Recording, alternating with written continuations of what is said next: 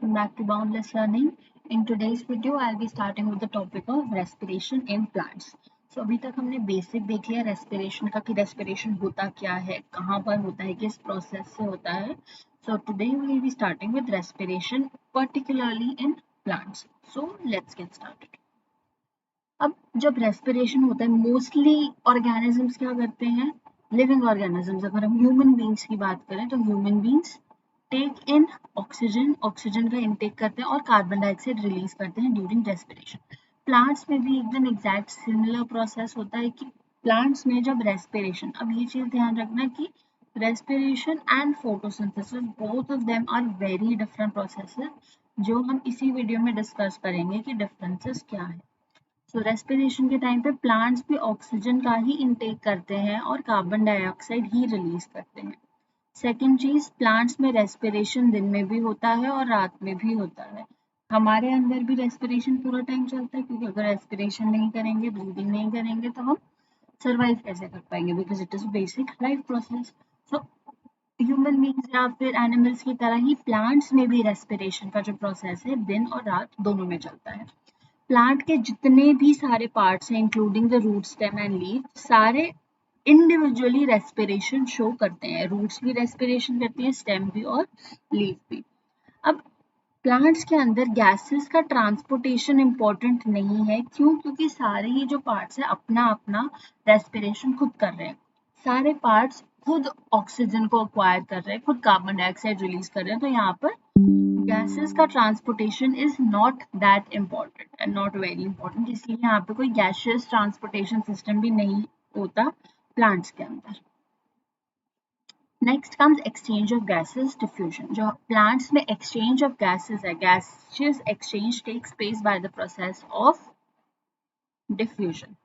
Plants gases को exchange करते हैं with the help of diffusion through the stomata. एक स्टोमेटल पोर होता है, उसके थ्रू ही gaseous exchange होता है. Since the entire body surface is exposed to the atmosphere, gaseous exchange by diffusion is feasible. ये point important है कि multicellular organisms में हमने बोला था that gaseous exchange using diffusion is not possible. But plants में क्यों possible है? Plants में इसीलिए possible है क्योंकि उनका जो entire body surface है, पूरी body is exposed to the atmosphere. क्योंकि atmosphere भी exposed है तो गैसियस एक्सचेंज डिफ्यूजन से इजीली हो सकता है. Feasible means possible. अब यहाँ डायग्राम में भी देख सकते हो कि यहाँ पे एक लीफ है, लीफ के अंदर ऑक्सीजन आ रहा है और कार्बन डाइऑक्साइड इज रिलीज्ड. ये ग्लूकोज और एटीपी लिखा है कि जब रेस्पिरेशन हो रहा है यही ऑक्सीजन यूटिलाइज होगा for the breakdown of glucose, ताकि हमको अल्टीमेटली क्या मिल सके, ताकि हमको अल्टीमेटली एटीपी मिल सके. Next is respiration in roots. Roots में रेस्पिरेशन क्या होता है? सिंपल डिफ्यूजन से. कैसे? यहाँ पे आप देखो, ये रूट है, this is the main root, ये ग्राउंड है, सारे सॉइल पार्टिकल्स प्रेजेंट है. सॉइल पार्टिकल्स के बीच बीच में कुछ एयर स्पेसेस प्रेजेंट है and end of the roots have fine root hair. तो जितने भी सॉइल पार्टिकल के बीच में एयर स्पेसेस प्रेजेंट है, यहाँ पर ऑक्सीजन होगा. सिंपल डिफ्यूजन से यहाँ से ऑक्सीजन कहाँ जाएगा? रूट हेयर के अंदर. पहले रूट हेयर में जाएगा, फिर पूरी रूट में जाएगा, अल्टीमेटली पूरी रूट में ट्रांसपोर्ट होगा डिफ्यूजन से, सिंपल डिफ्यूजन से. रूट्स के पास बहुत ज्यादा फाइन रूट हेयर होते हैं which are in contact with the air in the soil. Soil में जितनी भी एयर है उसके कॉन्टैक्ट में है ये रूट एयर, तो सिंपली डिफ्यूजन से वो उस ऑक्सीजन को अपटेक कर सकते हैं और वहीं पर अपना कार्बन डाइऑक्साइड रिलीज करते हैं. Carbon dioxide produced in the root cells is expelled through the root hair by diffusion.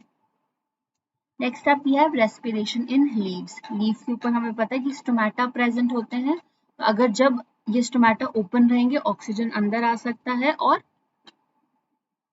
Carbon dioxide बाहर जा सकता है. सिमिलरली जब स्टोमेटा क्लोज्ड होंगे तब कोई भी एक्सचेंज नहीं होगा through the stomata.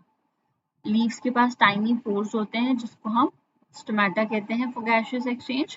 Oxygen again diffusion के प्रोसेस से ही ऑक्सीजन अंदर आता है and carbon dioxide is released through stomata again bye the process of diffusion.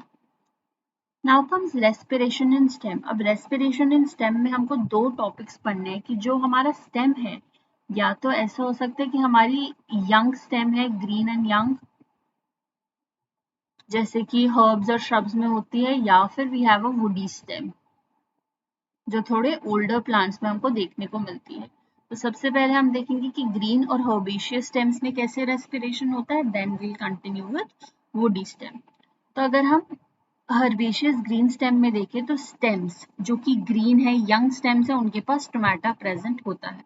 तो वो स्टोमेटा के थ्रू ही रेस्पिरेशन करते हैं और उसी के थ्रू फोटोसिंथेसिस भी करते हैं। ऑक्सीजन सिंपल डिफ्यूजन से स्टोमेटा के अंदर आती है, सारे सेल्स में पहुंचती है bye the process of respiration, for the process of respiration, और कार्बन डाइऑक्साइड इसी स्टोमेटा के थ्रू डिफ्यूजन के प्रोसेस से बाहर की तरफ एक्सपेल आउट हो जाता है। ये स्टोमेटा है, both of these are guard cells. ये एपिडर्मल सेल्स, आप इसके सराउंडिंग सब्सिडरी सेल्स देख सकते हो। तो ऑक्सीजन अंदर जाता है और कार्बन डाइऑक्साइड सिंपली बाहर आ जाता है by process of diffusion. Now comes woody stem. अब वुडी स्टेम में क्या होता है, जो वुडी स्टेम्स होते हैं उनके पास स्टोमेटल पोर्स नहीं होते, बल्कि they have lenticels for gaseous exchange. अब यहाँ पे देख सकते हो आप, these are lenticels. Lenticels are nothing but tiny pores similar to stomata but quite different. इसके बाद हम इसका differences discuss करेंगे क्या होते हैं। तो बाक्स के पास लेंटिसल्स होते हैं गैसियस एक्सचेंज के लिए। जितना भी ऑक्सीजन है, again bye the process of diffusion it enters into the woody stem, सारे सेल्स तक पहुंचेगा रेस्पिरेशन के लिए, एंड कार्बन डाइऑक्साइड बाहर की तरफ रिलीज आउट हो जाएगी bye the process of diffusion through the same lenticels. Now what are the difference between stomata and lenticels? Location की अगर बात करें, stomata is present on the underside of the leaf और young herbaceous stems पे present है, but lenticels जो है हमेशा woody regions में present होती है, stem region में, bark of the tree जैसे। ओपनिंग स्टोमेटा की is regulated by guard cells. इसकी ओपनिंग के अराउंड गार्ड सेल्स होते हैं, गार्ड सेल्स ही इसकी ओपनिंग और क्लोजिंग को रेगुलेट करते हैं। लेंटिसल्स की ओपनिंग इज नॉट रेगुलेटेड, कोई भी ऐसा स्ट्रक्चर नहीं है जो इसकी ओपनिंग और क्लोजिंग को रेगुलेट करता है, क्योंकि लेंटिसल्स हमेशा ओपन रहते हैं। गार्ड सेल्स में क्लोरोप्लास्ट प्रेजेंट होते हैं, स्टोमेटा के अराउंड जो गार्ड सेल्स हैं उनमें क्लोरोप्लास्ट प्रेजेंट है, इसीलिए ये फोटोसिंथेसिस में इन्वॉल्व होंगे। On the other hand lenticels के पास क्लोरोप्लास्ट इन्वॉल्व नहीं है, क्लोरोफिल पिगमेंट प्रेजेंट नहीं होगा, तो ये फोटोसिंथेसिस नहीं करेंगे। स्टोमेटा केवल दिन के टाइम पे खुले रहते हैं, only they are open during the day, but lenticels they are open throughout the day and night, पूरे दिन पूरी रात ये ओपन रहते हैं। स्टोमेटा का फंक्शन है मेजरली गैसियस एक्सचेंज करवाना, और lenticels are responsible for gaseous exchange as well as removal of waste. Next let's discuss the differences between photosynthesis and respiration. Photosynthesis and respiration ये आप कंपेयर करके देखो, मेन डिफरेंसेस हम find out करने की कोशिश करते हैं। फर्स्ट डिफरेंस तो है कि फोटोसिंथेसिस जो है सिर्फ दिन के टाइम पे होता है, on the other hand respiration occurs during day as well as night. This is the first difference. Okay, second difference क्या है? सेकेंड डिफरेंस ये है कि इसमें फोटोसिंथेसिस में कार्बन डाइऑक्साइड चाहिए, इसको carbon dioxide is required and oxygen is being released. On the other hand यहाँ पे क्या है, इसको ऑक्सीजन चाहिए और ये कार्बन डाइऑक्साइड रिलीज कर रहा है। This is the second difference. So अब अगर दिन के टाइम में हम देखें, दिस इज अ GIF जिससे आपको थोड़ा और इजीली समझ आ जाएगा। This is day time, this is night time. दिन के टाइम पे फोटोसिंथेसिस भी हो रहा है, रेस्पिरेशन भी हो रहा है, लेकिन रात में सिर्फ रेस्पिरेशन हो रहा है, रात में फोटोसिंथेसिस नहीं होगा। तो इसको हम ऐसे समझ सकते हैं कि ये डे टाइम है, ये नाइट टाइम है। डे टाइम में क्या हो रहा है, डे टाइम में जो प्लांट है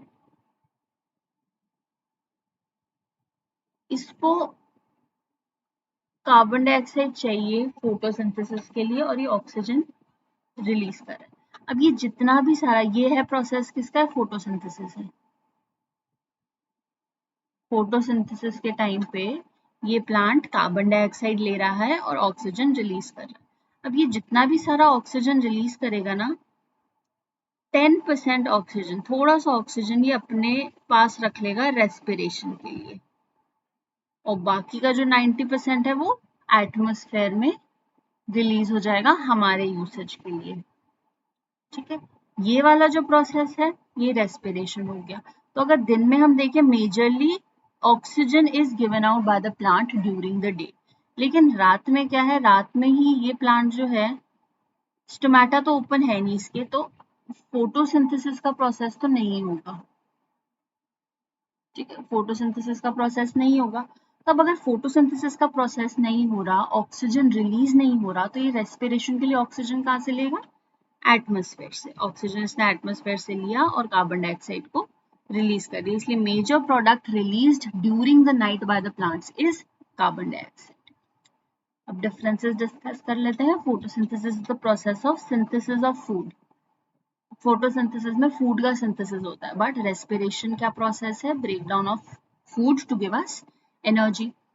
फोटोसिंथेसिस में carbon dioxide is taken in, oxygen is release. Respiration में oxygen is taken in and carbon dioxide is given out. Third point is, ये हमेशा प्रेजेंस ऑफ लाइट में ही होता है, but respiration does not depend on the presence और absence of light. ये दिन में भी हो रहा है और रात में भी हो रहा है।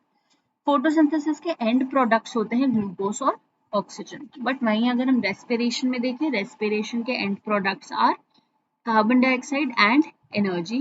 कार्बन डाइऑक्साइड और एनर्जी एंड प्रोडक्ट्स होंगे ड्यूरिंग एरोबिक रेस्पिरेशन। अगर हम एनारोबिक रेस्पिरेशन की बात करें तो end products will be ethanol and carbon dioxide. Photosynthesis जो है सिर्फ प्लांट्स में देखने को मिलता है, हमें सिर्फ प्लांट्स ही फोटोसिंथेसिस करते हैं। On the other hand respiration plants animals दोनों में होती है। So this was it for today's video. I hope you have understood the respiration in plants wala topic. Kindly go through all the notes once again. If you need the PDF of these notes, kindly email me or kindly comment in the comment box. I will make sure to give you the link and share the notes with you. Thank you so much for watching. Keep learning.